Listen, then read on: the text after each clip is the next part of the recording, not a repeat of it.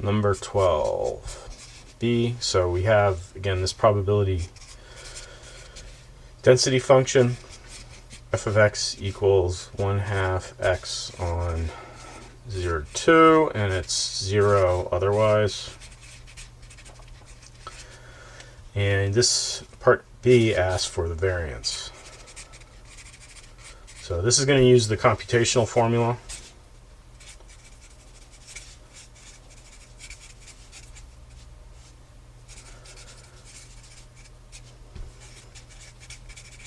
Remember, variance is asking for the following.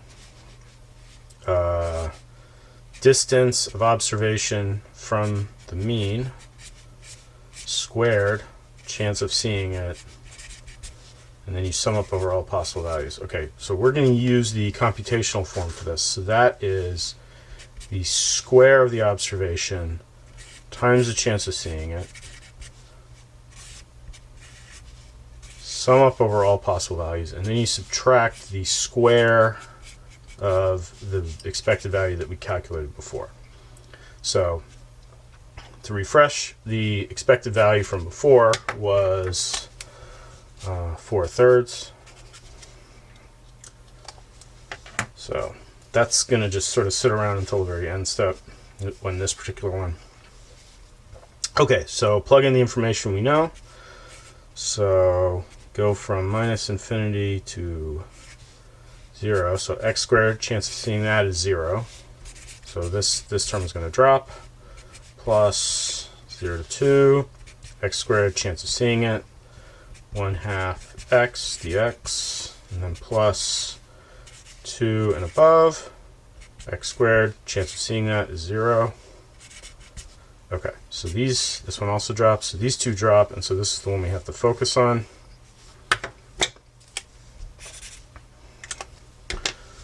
So 0 to 2, 1/2 x cubed dx. All right, so we want to find the antiderivative for this, so that's 1/2 times 1/4 x to the 4th, and then we evaluate from 0 to 2. So that is 1/8 x to the 4th from 0 to 2. So 1/8 times 2 to the 4th minus 1/8 times 0 to the 4th. So 2 to the 4th is 16. So that is 16 over 8. 0 to the 4th is 0. So we have 16/8 minus 0/8. So 16/8. That cancels to give 2. Okay, so this is the answer to that integral. And I should have put this. Yeah, this is hanging around subtracting here.